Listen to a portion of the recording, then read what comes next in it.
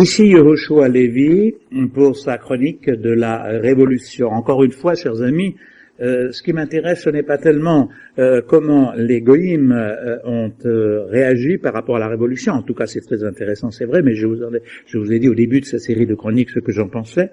Mais c'est peut-être davantage de voir un petit peu quelle était la situation des Juifs et quel était l'état d'esprit de certains d'entre eux, si vous voulez, la situation intérieure des Juifs à ce moment-là, quitte à ce que dans une autre série, on parle davantage de la Révolution elle-même. Je vous signale d'ailleurs deux récents livres parus à ce sujet, mais dont les auteurs ne sont pas juifs. Enfin, je dis bon, c'est à la fois peut-être plus objectif, mais aussi moins objectif dans la mesure où ils ne connaissent pas tellement le judaïsme d'intérieur. Il s'agit de Annie Perchenet, Histoire des Juifs de France, qui consacre quelques pages bien sûr à la Révolution, et puis la Révolution française et les Juifs de Patrick Girard, qui lui aussi a ses idées sur la France, les Français, et même ses idées politiques. Mais enfin, il est d'ailleurs intéressant de savoir aussi quel est le regard qu'un non-juif jette sur la communauté juive à l'époque. Alors, nous avons parlé dans nos dernières chroniques des juifs séfarades, disons, portugais, bayonnais et du Comtat et même de Nice. Et nous avons parlé des juifs d'Alsace-Lorraine. Quelques juifs alsaciens, lorrains et messins s'étaient également fixés à Paris depuis le début du XVIIIe siècle, puisque le plus ancien état des juifs parisiens date de 1721. Quand je dis le plus ancien, c'est de cette période, parce que vous savez qu'il y a eu des juifs en France, même, enfin, je ne fais pas l'histoire des juifs de France en général. Il y a eu on a la trace de juifs, de présence des juifs de France, à Vienne par exemple, au sud de Lyon, avant même les Romains, ou en tout cas pendant la période romaine, où sans doute ils ont suivi de gré ou de force les armées romaines. C'est dire l'ancienneté de la présence des Juifs en France.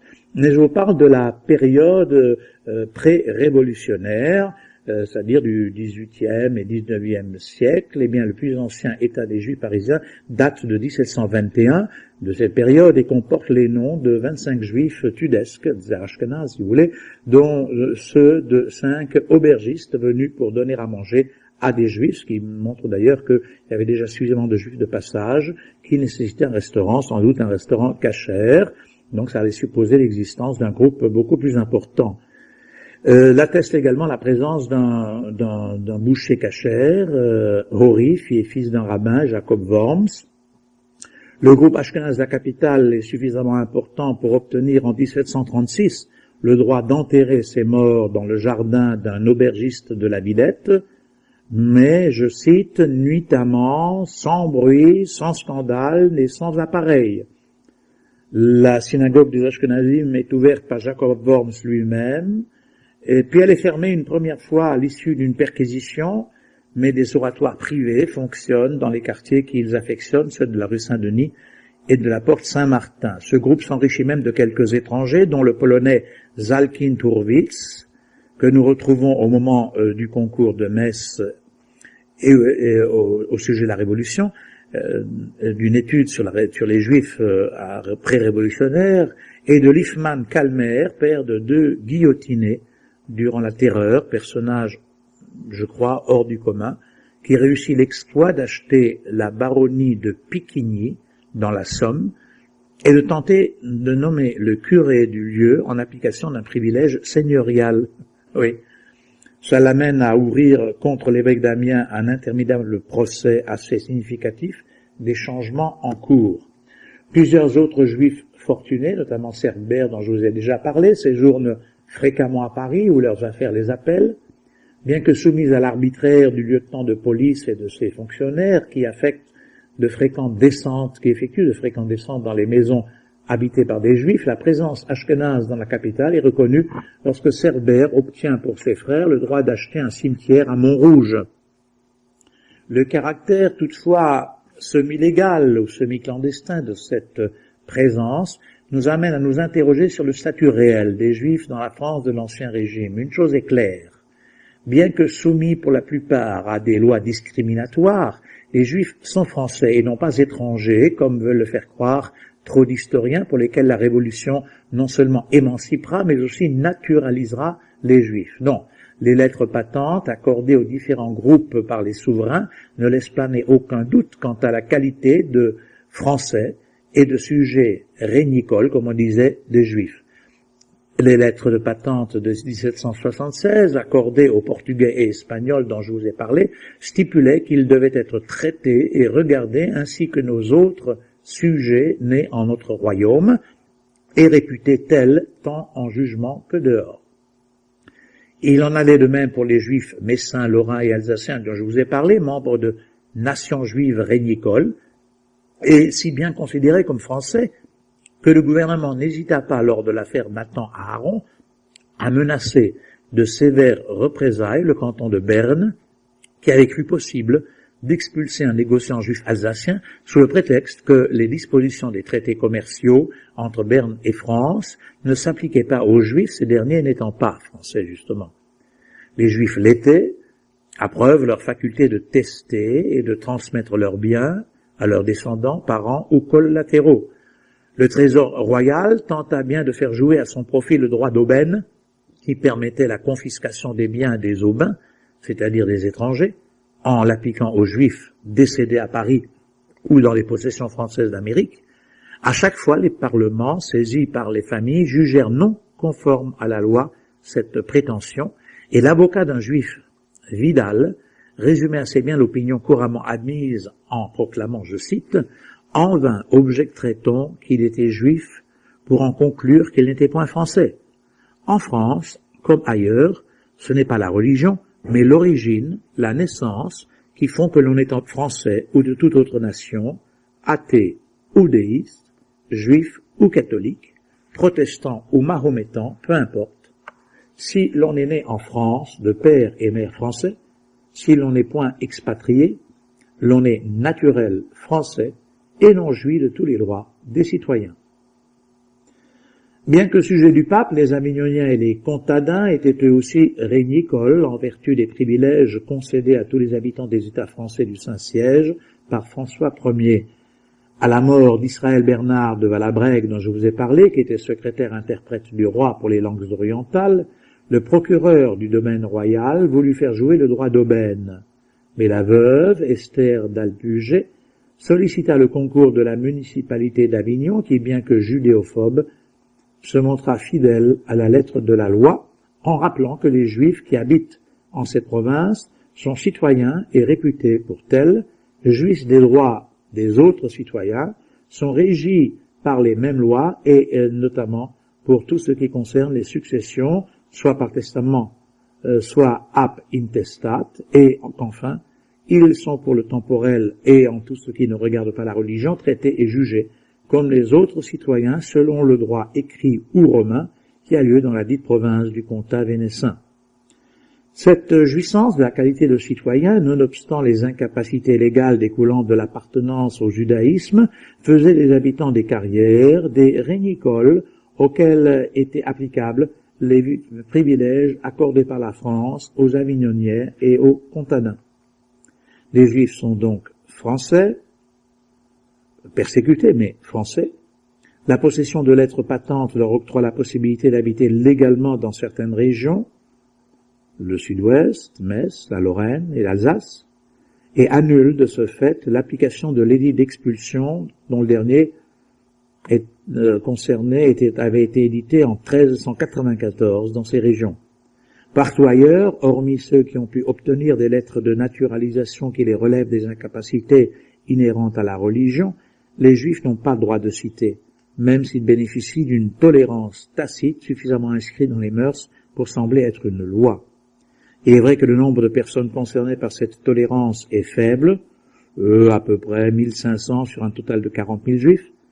De ce point de vue, les Juifs sont, du moins jusqu'en 1787, infiniment mieux lotis que les calvinistes chassés par la révolution de l'édit de Nantes et qui n'ont nul droit de citer. Bien mieux, contrairement à ces calvinistes, ces protestants, ils ont la possibilité de célébrer, c'est vrai, discrètement, leur culte et de posséder des communautés jouissant d'une large autonomie juridique. Et justement, ce sont de ces communautés dont je voudrais maintenant vous dire quelques mots. Jusqu'à la Révolution, Les communautés juives du royaume et des États français du Saint-Siège constituaient des entités juridiques autonomes reconnues par des autorités et jouissant d'une autorité quasi absolue sur leurs membres. Nul juif, à moins de choisir la conversion, ne pouvait se soustraire à leur autorité et à leurs décisions, dont certaines, notamment celles d'ordre fiscal, étaient très loin d'emporter l'adhésion. Ces mini-États, États dans l'État, fortement hiérarchisés, et pas tellement démocratiques que cela, étaient dirigés par des laïcs et aussi quelques rabbins dont les compétences et attributions variaient en fait très sensiblement d'une région à l'autre, voire même d'une ville à l'autre. Dans toutes les communautés, les rabbins jouissaient en tout cas d'une autorité certaine ou d'une certaine autorité, en tout cas en matière religieuse.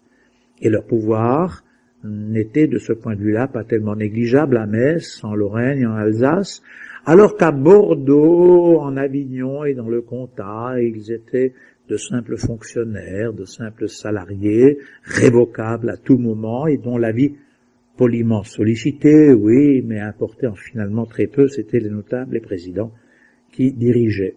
À Metz, le premier règlement adopté par la communauté en 1595 avait institué 3 rabbins, dont un portait le titre de grand rabbin. Mais oui, c'est à ce moment-là que l'on parle d'un grand rabbin. Particulièrement prestigieux, le poste messin fut souvent confié à des érudits de renommée internationale. D'ailleurs, c'était la première école rabbinique de France s'était installée, a été créée à Metz.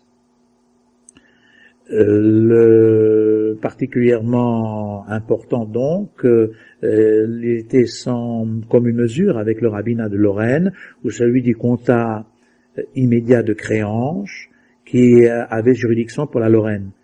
Dès le XVIIe siècle, la procédure de désignation du grand rabbin de Metz, dont le choix était soumis à l'approbation du souverain d'ailleurs, fut définie. Le rabbin était élu à partir d'une liste de candidats élaborée par les parnassim, par un corps électoral composé de parnassim, de membres, de gabaïm donc, de membres du tribunal rabbinique et de 30 représentants désignés par tirage au sort à raison de 10 membres par classe de contribuables.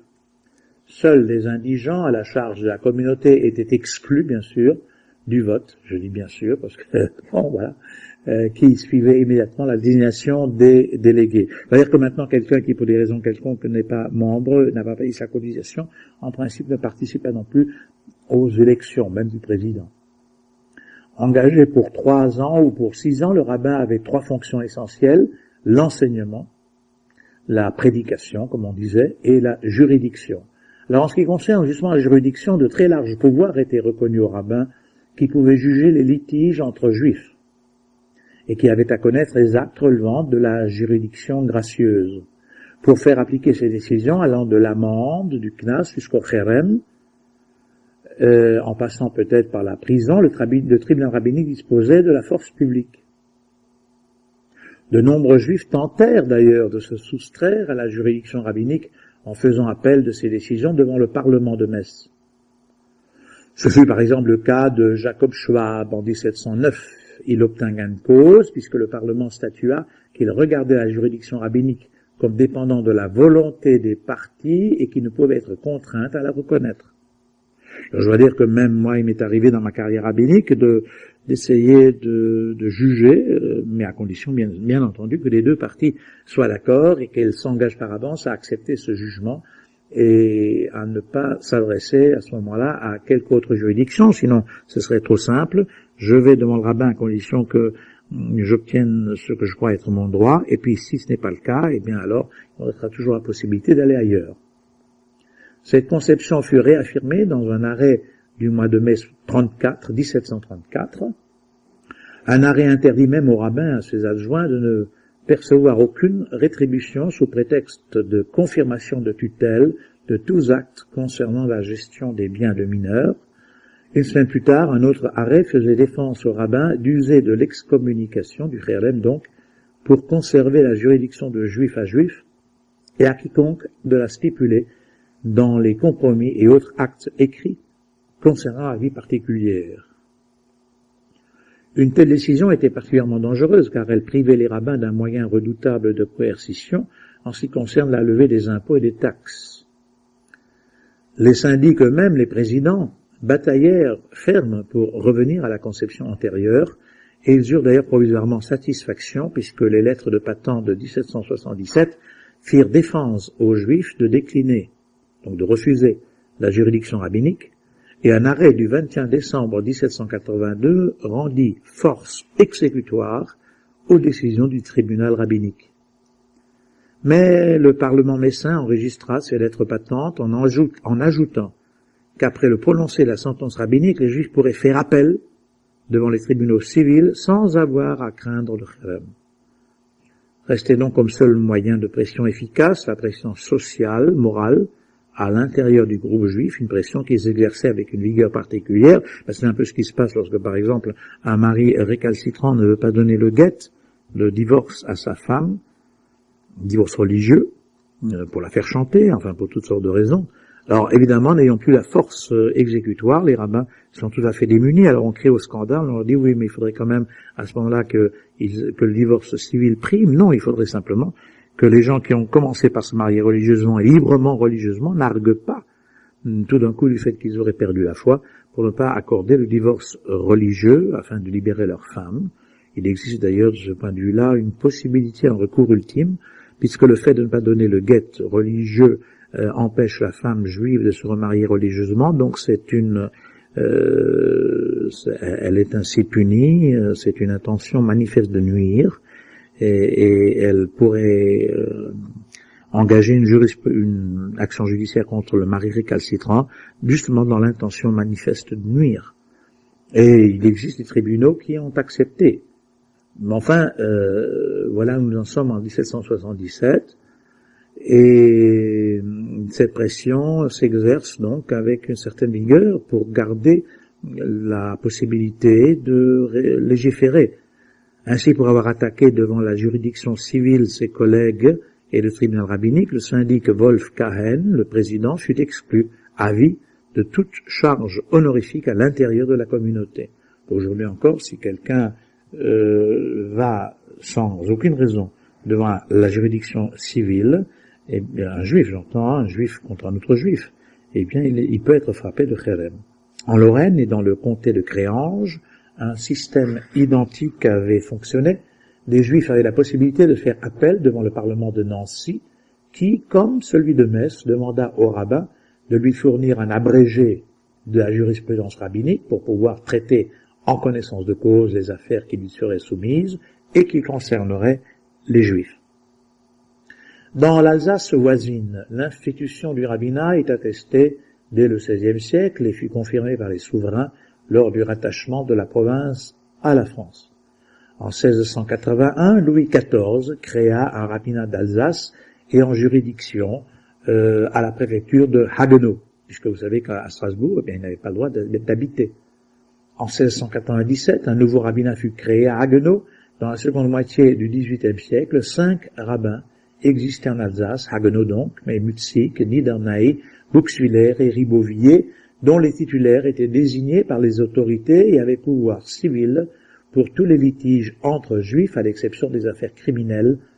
La juridiction gracieuse leur fut officiellement reconnue en 1720 par le Conseil souverain. Si les rabbins disposaient d'une certaine autorité dans l'Est, eh bien, je vous l'ai déjà dit, ce n'était pas du tout le cas dans le sud-ouest et le Comtat.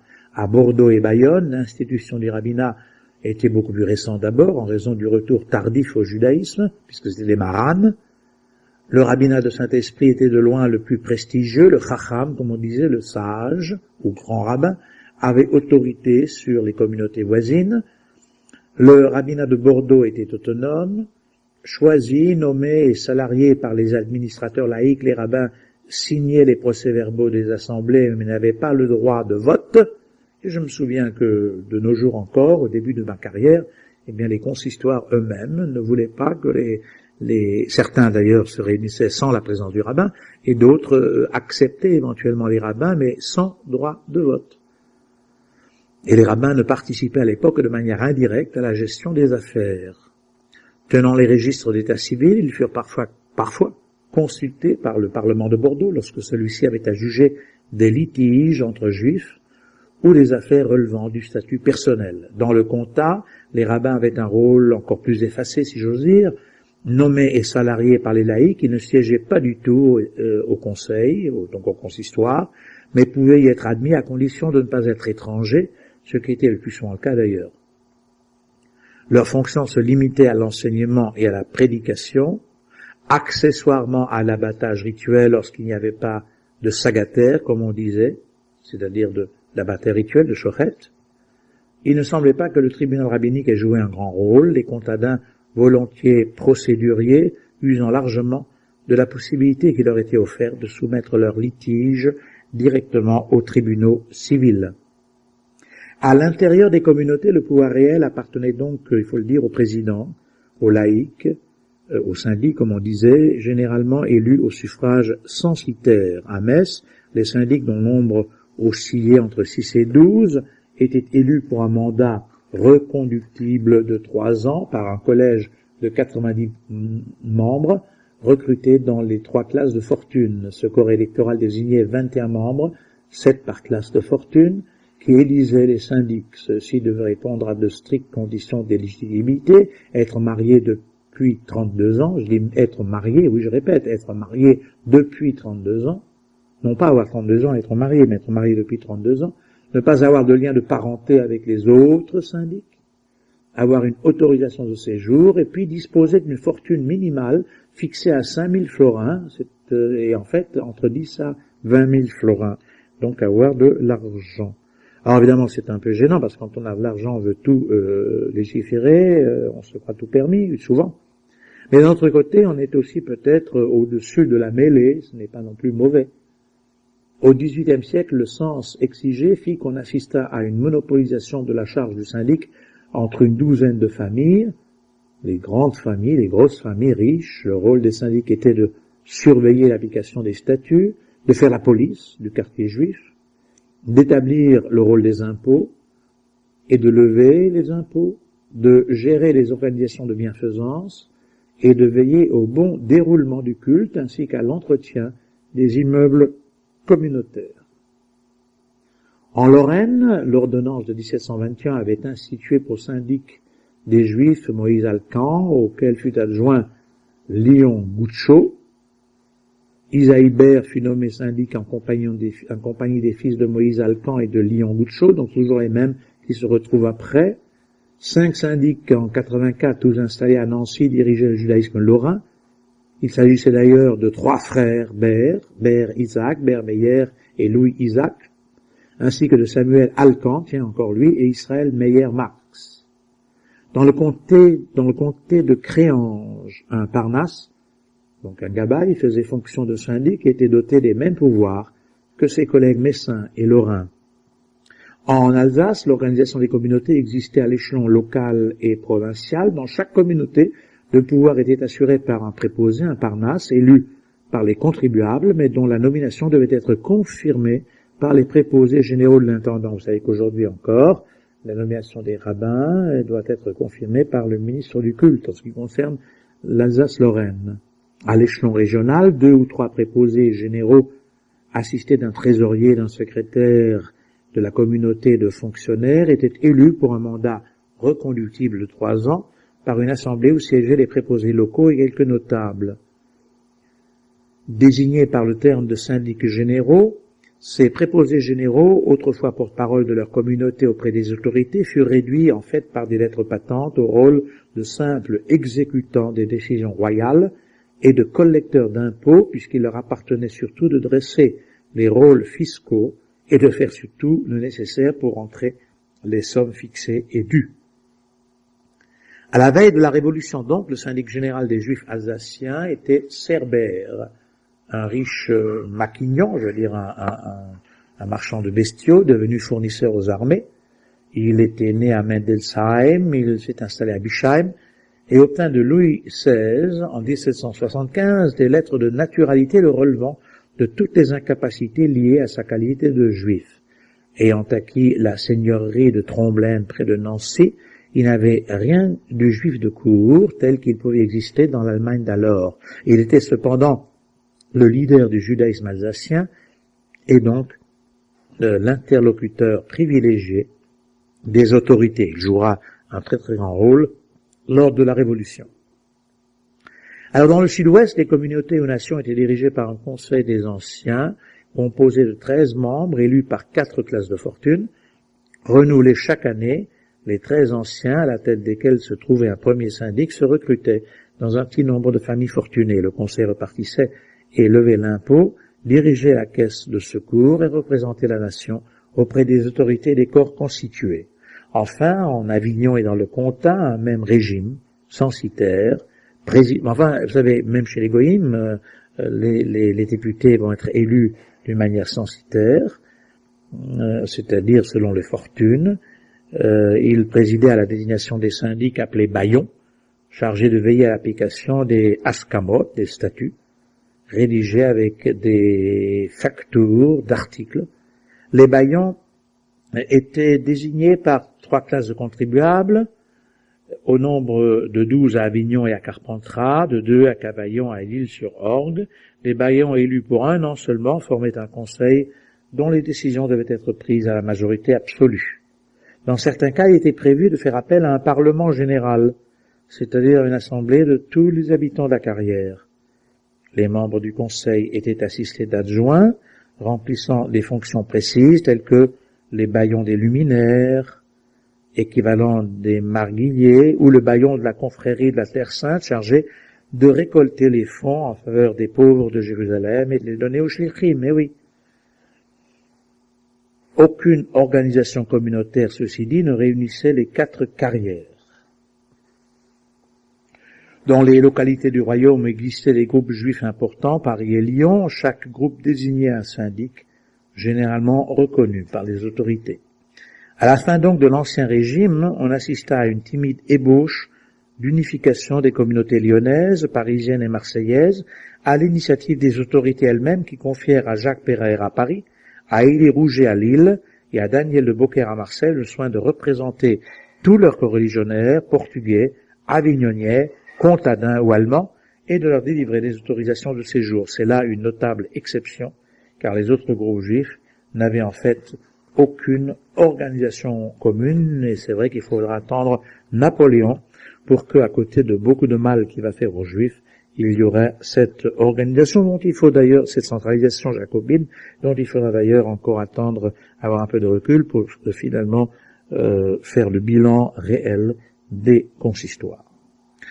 Voilà donc comment sont organisés et comment vivent les Juifs sous l'Ancien Régime, les relations avec les autorités. Peut-être une autre fois, nous pourrons aller plus avant pour vous parler des péripéties de la Révolution française. Voilà, j'étais très heureux de vous rappeler ces quelques faits après les excès verbaux dans un sens ou dans l'autre des cérémonies du bicentenaire. À tous les juifs de France qui aujourd'hui encore se posent la question de la double nationalité, de leur rapport avec les autorités non juives et peut-être même à l'intérieur de la communauté. Peut-être y a-t-il un moyen de régler tout cela. C'est d'aller en Israël. Shalom. Au revoir. À bientôt.